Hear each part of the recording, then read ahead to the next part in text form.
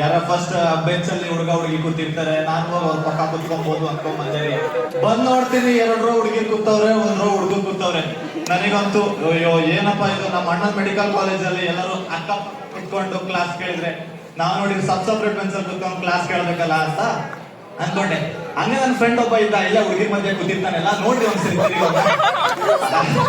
ಅವನಿಗೋ ಕೇಳಿದೆ ನಾನು, ಮಗ ನಮಗೆ ಹುಡುಗಿನ ಫ್ರೆಂಡ್ಸ್ ಆಗ್ತಾರೋ ಇಲ್ಲೋ ಅಂತ ಕೇಳಿದೆ. ಅವನೊಂದು ಮಾತು ಹೇಳಿದ ನನಗೆ, ಫಸ್ಟ್ ಇಂಟರ್ನಲ್ ಆಗ್ಲೋ ಮಗ, ನಂಗೂ ನಿಂಗೂ ಸಿಗ್ತಾರೆ, ತಲೆ ಕೆಡಿಸ್ಕೊಂಬೇಡ. ಹೆಂಗ್ ಸಿಗ್ತಾರ ಮಗ ಅಂತ ನಾನು ಕೇಳಿದ್ದೆ. ಫ್ರೆಂಡ್ಸ್ ಆಗಿ ಸಿಗ್ತಾರೋ, ತಲೆ ಕೆಡಿಸ್ಕೊಂಬೇಡ ಅಂತ ಕೊನೆ ಸಿಕ್ಕರು ಬಿಡ್ರಿ, ಆಯ್ತು ಇವಾಗ ಚೆನ್ನಾಗಿದ್ದಾರೆ. ಒಂದೇ ಅವ್ನು ಹಂಗೆ ಶಿಮ್ಲಾ ಹೋಗಿದ್ದ, ಅವನಿಗೆ ಲೂಸ್ ಮೋಷನ್ಸ್ ಆಡಬಿಡಿ. ಶಿಮ್ಲಾದಲ್ಲಿ ಐದು ಗಂಟೆ ಕುತ್ಕೊಳ್ಳೋದು, ಬಾತ್ರೂಮ್ ಹೋಗೋದು ಒಂದು ಗೊತ್ತಾಗ್ತಿಲ್ಲ ಅವರಿಗೆ. ತುದಿ ಈಗ ಹೋಗಿ ನಿಂತ್ಬಿಟ್ಟು ಅವ್ನು ಶಿಮ್ಲಾ ಹಿಮಾಲಯದ ಮೇಲೆ ಹೋಗಿ ನಿಂತಿದ್ದಾನೆ. ಫುಲ್ ಐಸ್ ಗೆಡ್ಡೆ, ಅಲ್ಲಿ ಕುತ್ಕೊಳ್ಳ ಅಂತ ನೋಡ್ತಾವನೆ. ಸರಿ ಆಯ್ತು, ಒಂದ್ ಹತ್ರ ಕೂತ ನೀರ್ ಹಿಡ್ಕೊಂಡು ಹೋದ.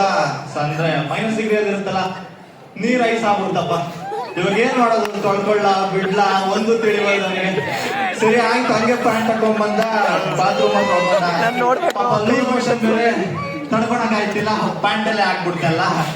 ಅಕ್ಕಪಕ್ಕ ಹಿಂದೆ ಕುತ್ಕೊಂಡು ನೋಡ್ತವ್ರೆ, ಏ ಅಪ್ಪಿ ನೋಡ ಸ್ವಲ್ಪ ಹಿಂದೆ. ಅವ್ನ್ ನೋಡ್ಕೊಂತವ್ರೆ.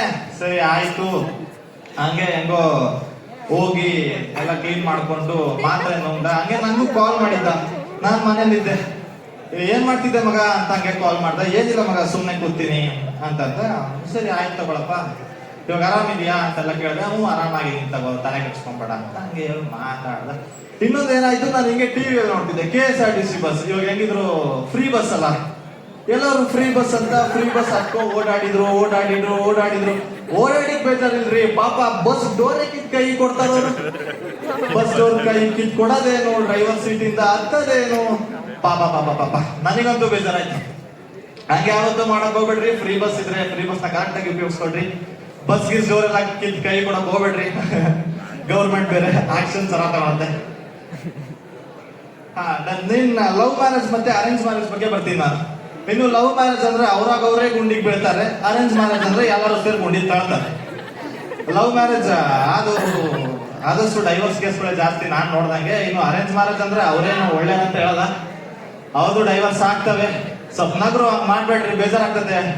ಕಷ್ಟ ಪಡ್ಕೊಂಡು ಆಗ್ಲಿಂದ ಕಾಲೆಲ್ಲ ನಡ್ಸ್ಕೊಂಡು ನಿಂತೀನಿ ನಾನಲ್ಲಿ. ಏನ್ ಮಾತಾಡೋದು ಒಂದು ತಿಳಿವಲ್ದೆ. ನಗ್ದಲ್ಲೇ ಇರ್ಬೇಡ್ರಿ, ಹೋಗ್ತಾನಾರೆ ಒಂದು ಸಣ್ಣ ನಗುನಾರೆ ಕೊಡ್ರಿ, ಖುಷಿಯಿಂದ ಹೋಗ್ತೀನಿ. ಎಲ್ಲರೂ ಚೆನ್ನಾಗಿದ್ದೀರಲ್ಲ? ಬಂದಿರಲ್ಲ ನಾನಲ್ಲ, ಚೆನ್ನಾಗಿರ್ಬೇಕು ಎಲ್ಲರೂ. ಅಯ್ಯೋ ಇರ್ಲಿ ಬಿಡು, ಖುಷಿ ಆದೆ. ಮತ್ತೆ ಇನ್ನು ನಮ್ಮ ಅಮ್ಮ ಮತ್ತೆ ಅಜ್ಜಿ ಕತೆಗೆ ಬರ್ತೀನಿ ನಾನು. ಹಿಂಗೆ ಒಂದಿನ ಸುಮ್ಮನೆ ಕೂತಿದ್ದೆ. ಏನ ಅತ್ತೆ ಸೊಸೆ ಜಗಳ ಅಂದ್ರೆ ಸ್ಟಾರ್ಟಿಂಗ್ ಬಂದಾಗ ಅತ್ತೆ ಮುದ್ದು ಸೊಸೆ ಮುದ್ದು, ಆಮೇಲೆ ಹೋಗ್ತಾ ಯಾವಳೆ ಇವಳು ಹಿಂಗಾಡ್ತಾಳೆ. ಇನ್ನು ನಮ್ಮ ಅಜ್ಜಿ ಇನ್ನು ಟಿವಿ ಸೀರಿಯಲ್ ನೋಡ್ಬರಕಂತು.